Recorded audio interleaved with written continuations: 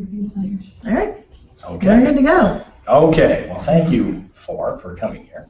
I'm Ross Barnett. I am the principal shareholder and managing partner for Abendroth & Russell Law Firm here in Urbandale. Kelsey Messer is with me. She's a new associate who's just joined us. Now, she clerked for us for 2 years, but now she's joined us as an official attorney. So, our firm, you may know, does most or all of your doc prep. I hope it's all of it. So all the deeds and everything that you're getting people to sign, that runs through me and Kelsey. So the RE/MAX asked me to come out here and do all kinds of presentations, and so today's is about death, because death is awesome. And whatever questions you have, hit me with them, because I'll just kind of run through this stuff. I've been doing this for a long time, and I started out doing almost all real estate, title opinions and closings and stuff. And we would constantly get that situation where we have, okay, title has come back now, we're supposed to be closing at the end of the week. Turns out someone's dead. And we have to do this thing called probate, and you can do that by tomorrow, right? And get everything ready to close. And it's of course not that simple. So I got really good really fast at doing estates to try to get real estate matters closed. And so now I do a whole lot of probate and estates and trusts and estate planning, as well as the real estate piece. So this is kind of my merging of those two practice areas to kind of get some stuff done. When someone dies, there's always something that has to be done. People don't think about it, especially a married couple. Everything's joint, somebody dies, they don't realize that there is something that has to be done. There's not a lot of things that have to be done, but there is something that has to be done. When somebody dies, there's basically three things that you kind of have to look for. Title somehow passes. Title passes to the surviving joint tenant, title passes to the heirs, title passes into that person's estate, it needs to be processed. There may be probate issues. We see a surprising number. When I do new wills, I pull the copy of the deed to the people's house. And a surprising number of couples do not own their property jointly. January 1st of 2015, a new law went into effect that makes all future deeds that just reference husband and wife be presumptively joint tenants with full rights of survivorship. That's only prospective, so that's only for deeds January 1st, 15 and after. Everything before that time, the presumption is tenants in common.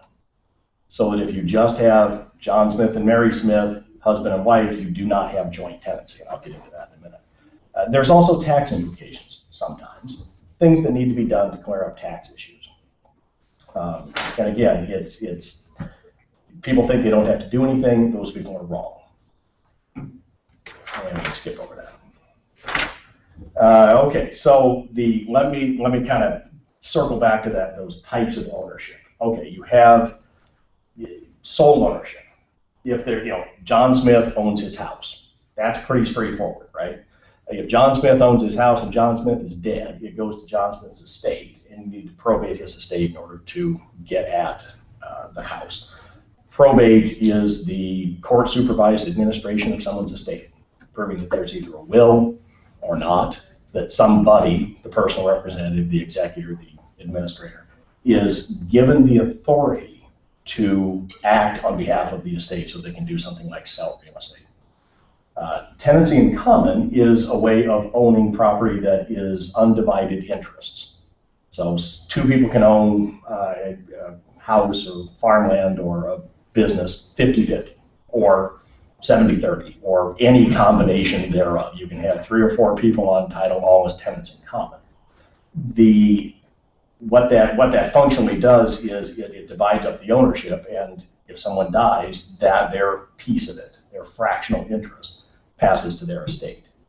The other way to do it is through joint tenancy. Joint tenancy has a survivorship component. When someone dies, the survivor or the survivors automatically succeed to that interest. We also see a lot of trusts. You guys have encountered people who have revocable living trusts. And I'll get into that in a little bit, and that presents its own kind of challenges. Here's kind of the difference between tenancy in common and joint tenancy. And, you can see, we have that magic language, that JTWROS, joint tenants with rights of survivorship. Again, the presumption now is that a husband and wife is vested jointly.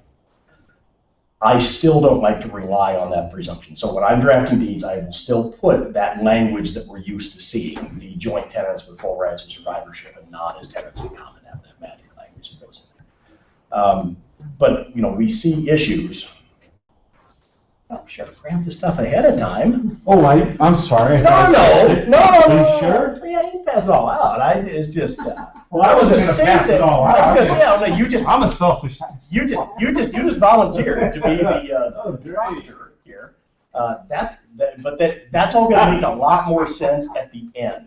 I was typing away and I got those notes for your PowerPoint. So these are so you can see that the joint tenancy has the survivorship component, the tenancy in common does not. And I'll just give you a quick preview, even if you own stuff jointly.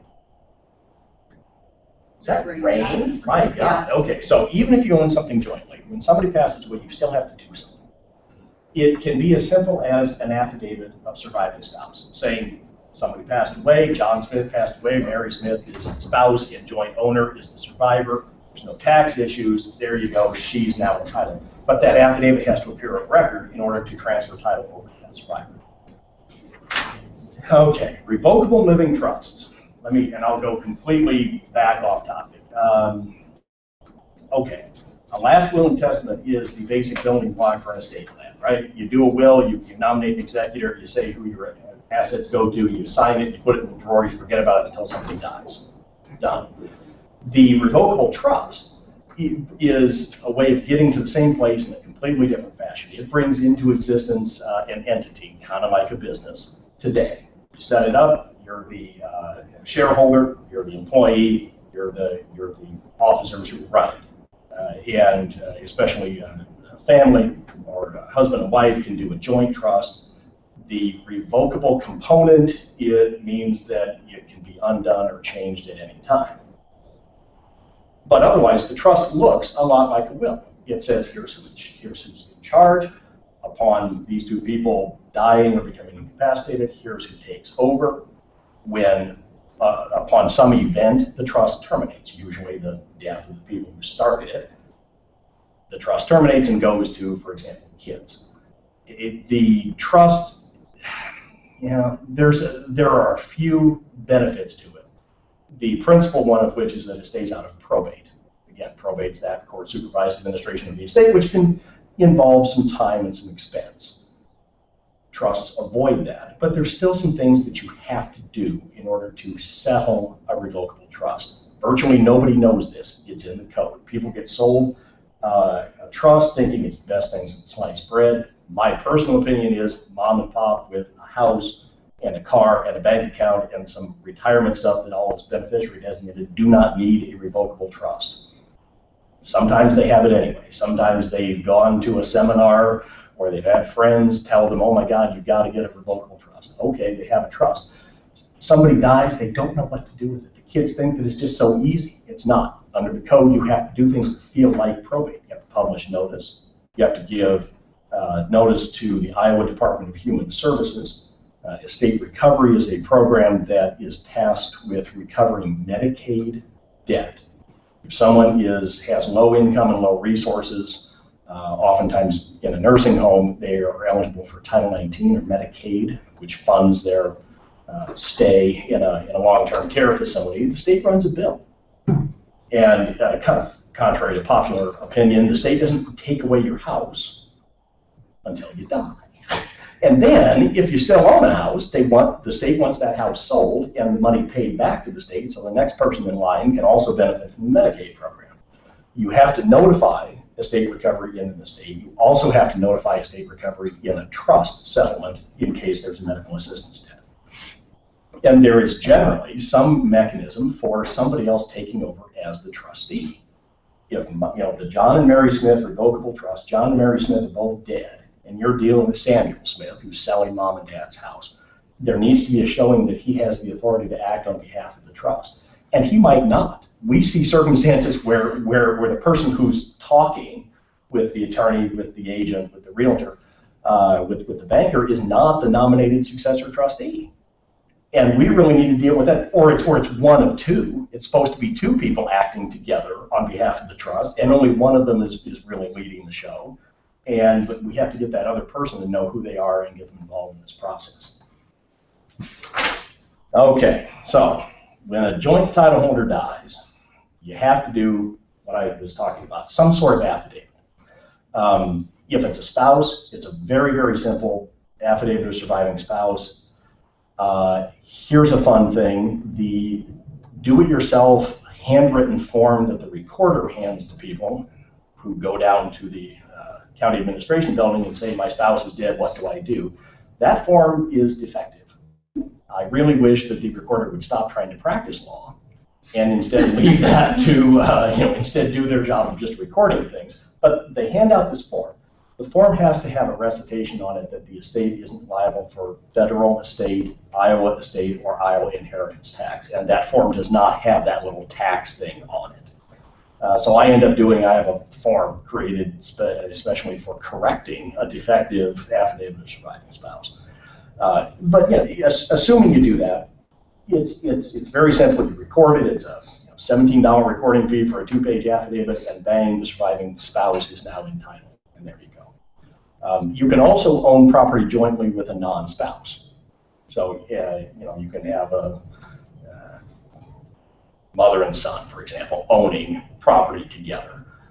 Somebody dies, you have to do an affidavit of surviving joint tenant, and there the tax liability clause becomes very, very important, because a lot of times people who might owe inheritance tax end up owning things jointly. It happens a lot with siblings. Mom decides it's a great idea to put all their kids on title to the property. Mom dies. Now you got 4 kids on title. That mother to child thing is tax-free. Parents, grandparents, children, grandchildren are all 100% exempt from inheritance tax. Siblings are not. So if you get 4 siblings on there and one of them dies, the other 3 are joint owners. They succeed to the interest, but they owe inheritance tax, the 25% interest in the house that they just inherited. People don't understand that. They don't think that through when they're making plans to avoid probate. Death of a tenant in common presents a whole bunch of different issues. Again, you've got John and Bill, 50-50 ownership. John dies. The title to John's half passes to John's estate, and you have to open up John's estate and go through that probate process in order to correctly pass title or be able to sell the property. There is a 5-year statute of limitations on the probate of an estate. So after 5 years from the date of death, you can't probate an estate. That can actually be beneficial to us. Let's go back to that example of a husband and wife who didn't own it jointly. They thought they did. They had no reason to think they didn't. They bought their house in the 50s, and the builder just put John and Mary Smith on title and didn't create joint tenancy, and they never thought about it.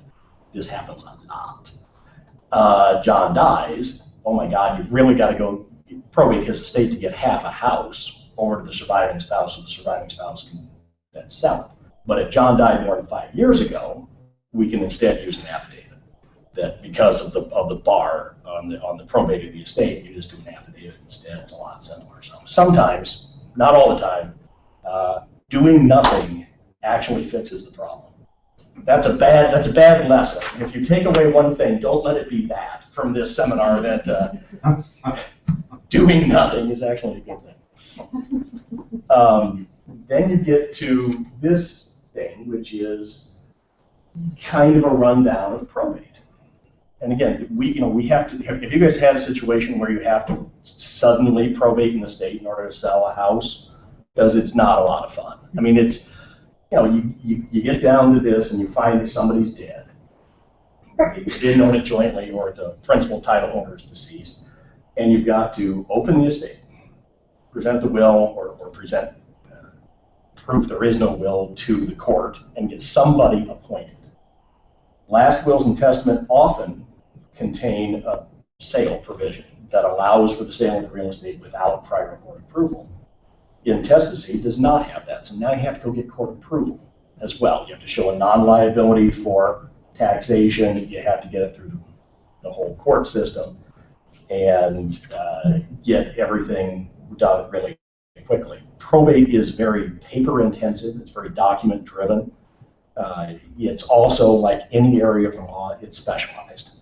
And because it is document driven, I have found that some attorneys believe they can do it, because how hard can it be, without really knowing what they're doing. And I don't practice criminal law.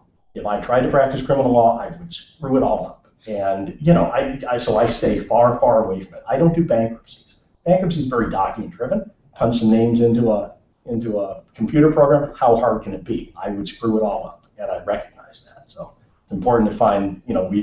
I've taken over a lot of estates from people who started them and couldn't finish them off. Here's some stuff she's good on this. I get this a lot. Having a will does not avoid probate. I get that a lot. Because I've done a will, now that means that my kids don't have to go through probate. No. It just means that you were able to direct who you want to be in charge and how you want to distribute stuff. I could do a whole bunch of teaching on the intestate laws and why if it's a second marriage, here's this for fun. It's a second marriage. Your surviving spouse gets half. No, it's a third. And your kids from a prior marriage get the other 2/3 if you have no will. That is surprising to a lot of people, and that may not be what people want. Some people have a second marriage that's been 50 years, and they want their surviving spouse to get everything. And if they don't have a will, they don't. The surviving spouse gets a third, the other kids get the other 2/3, because the presumption is the surviving spouse wouldn't take care of the kids that aren't theirs. By doing a will, of course, you can change all that. You can leave stuff to whoever you want to. Being named as the executor in a will does not give you the authority to act without other court approval coming over the top of it. The probate court has to enter an order appointing the executor. The clerk court has to issue what are called letters of appointment or letters testamentary in other states. And that is the document that then allows the executor to act. You'll see if you do this for any length of time, somebody holding the will going, no, I'm in charge here. I have the authority to go, enter this listing agreement, sign this purchase agreement, sign this deed. No, you don't until that thing goes through the court system. There are, probate also, I'm kind of a fan, at least I'm not an enemy, of the whole probate process. I was talking to some people yesterday. California, Texas, and Virginia are three that we know of that have horrible probate systems. Time-consuming, expensive. Ran into something the other day where California has 30 days before even opening an estate, which is just unreal. Good luck trying to sell real estate. Almost everybody in California has a revocable trust for that reason, so they're staying out of the court system. Iowa's system is not bad. It really isn't. If you're doing it right and there's nobody fights, it should be about 5 months, start to finish, from meeting, because you have to publish notice for 2 weeks, so creditors have a period to file claims. That's a 4-month creditor's claim period, so you can open up an estate, publish notice, 4 months go by, close the estate. You can still do things like sell real estate right at the very beginning. You do not have to wait, and I always have to tell this to people 3 or 4 times. I'm meeting with a family, and they're like, okay, so we have to wait till the end before we can sell the house? No. If you get an offer tomorrow, we can sell that house. We won't make final disbursement of the money, but we can get things going. We don't have to wait that period of time.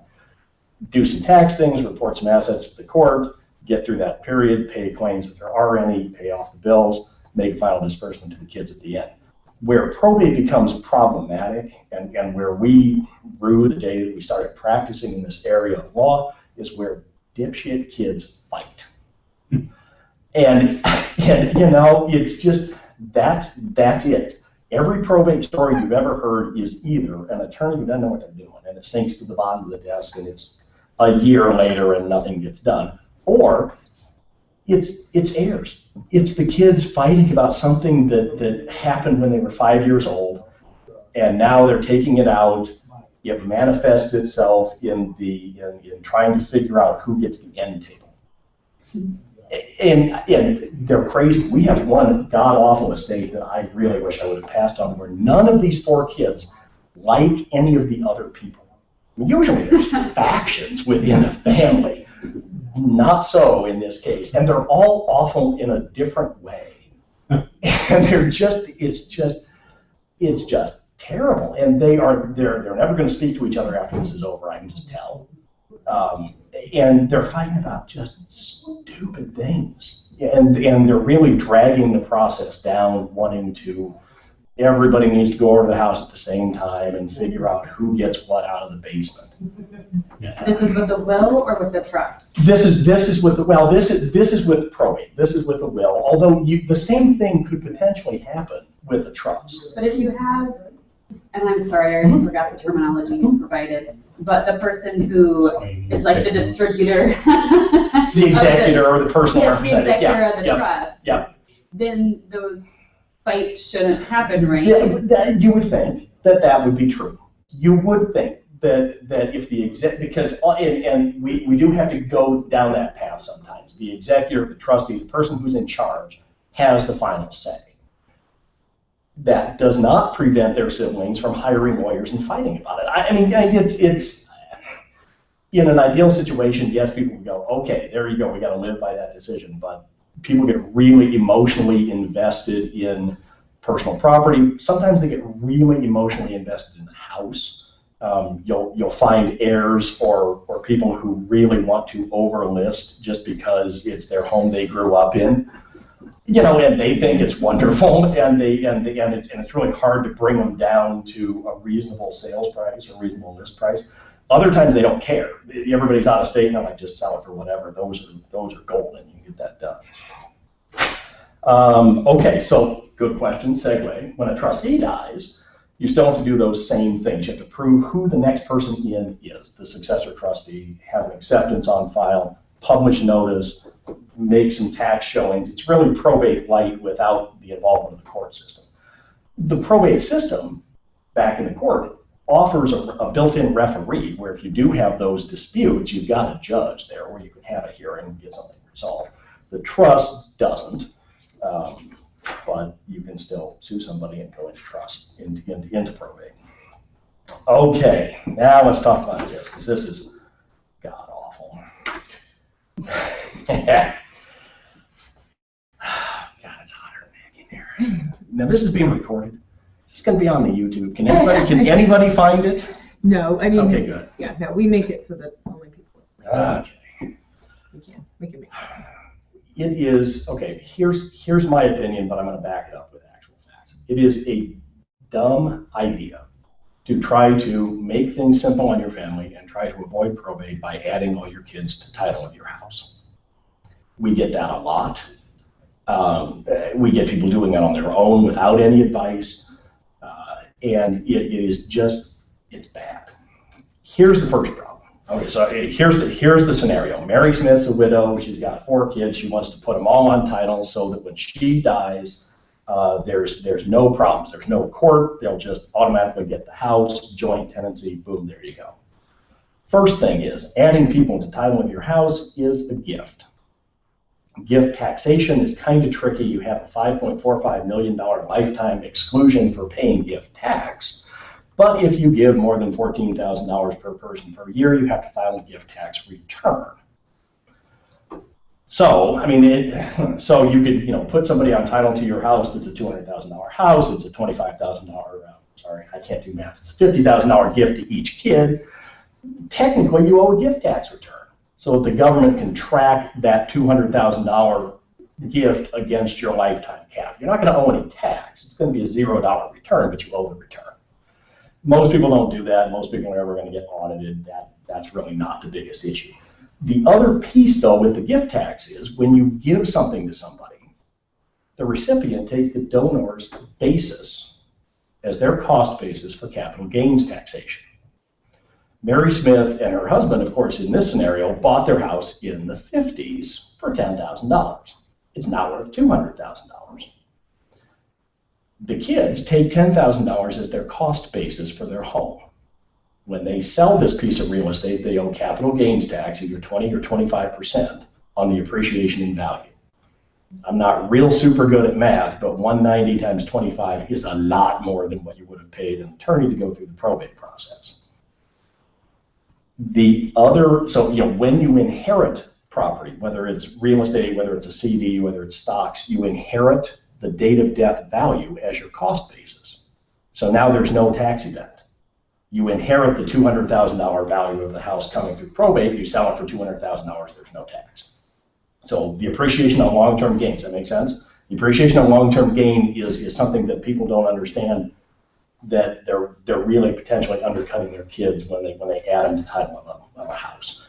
Now, if mom bought the house last year and there's no equity in it, that's maybe a different story. And I've strategically gone through and calculated, hey, listen, you guys don't have any real equity to deal with here, so yes, it's okay to do that, but in general, it's a bad idea. The other problem, and we just had this come up, is that all the liabilities attach. All the liabilities of those owners, right? I mean, judgments, liens, child support, tax issues, bankruptcy crap, all that attaches to real estate that you own. So if mom put your name on title, hopefully none of those kids have anything like that. I just did one just did a title opinion for somebody at Real Estate Service Center. For some reason, this woman had a trust, but decided to dissolve the trust and give the property to her kids with a life estate in her. And I don't know where they got that information from, but it was bad. She should have kept it in the name of the trust. Out of those 4 kids, one of them's got like 3-4 criminal things that have to be paid off at the time of closing. I think that same guy has either 1 or 2 different child support issues that have to be paid or cleared off out of mom's house. Mom, all mom is doing is trying to sell her house, and she's got to kind of, clean up her kid's mess. We had one client who did this. Her daughter made an illegal left turn on a county road and killed a motorcyclist, and that lawsuit came back on mom's house that, of course, wasn't homesteaded by the judgment party. And it's just you don't think. I mean, you don't think your kids are going to expose you to liability, but it can happen. The other thing, just as a practical matter, is everybody has to agree to sell the house. Now you've got 5 owners instead of 1. Everybody has to agree. Everybody has to sign off. Their spouses have to sign off on stuff, and it can get really problematic to go circulate. I think in that situation, you've got about 12 documents that are trying to cure all these title objections, including like a 3 or 4 page deed, because you've got 4 different kids and their spouses who all have to sign in addition to mom. We just talked about that. Dan, I can just talk about that. And we're done. Holy cow. Okay, so I've got 2 things here. I've got this cool death flow chart that now hopefully makes sense. What I would encourage everybody to do, everybody, including those of you watching at home, when you list a house, pull the vesting deed. Pull the vesting deed from the recorder and see who is on title. If John and Mary Smith are on title and you're only dealing with Mary, you might want to find out what happened to John.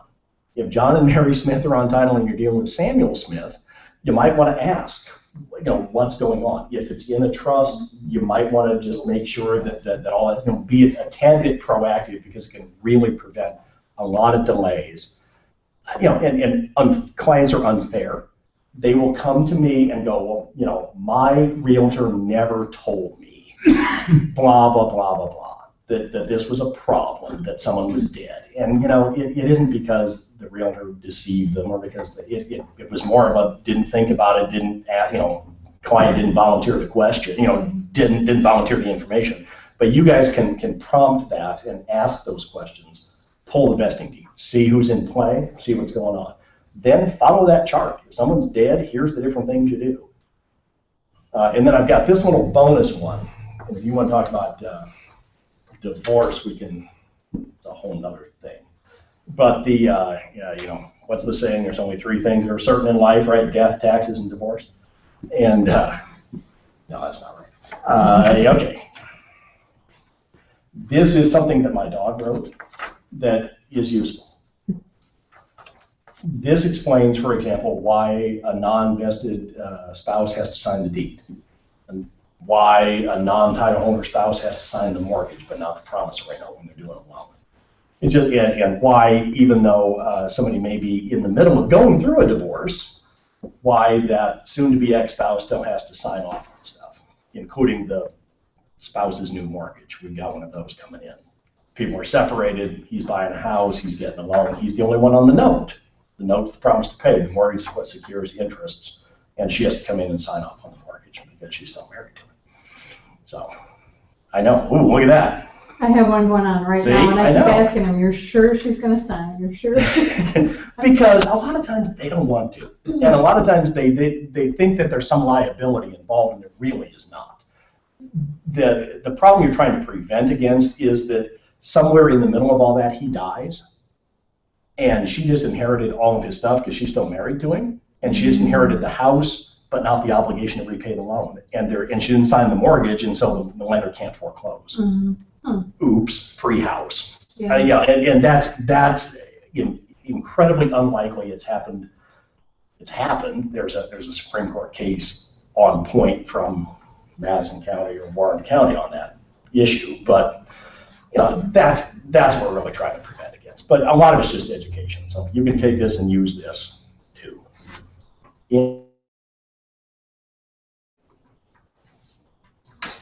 Do you think that it is, well, I guess, as an agent, this isn't necessarily a question. I'm asking this, I guess, on a personal level, but is it good to liquidate all of your assets before dispersing the money from a trust?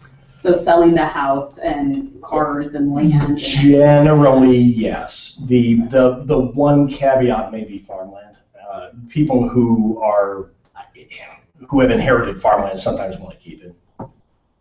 But in general, yeah. If what you're talking about is a house and some investments in a vehicle, yes. During that trust administration, during that period where you're waiting on creditors, you can liquidate everything.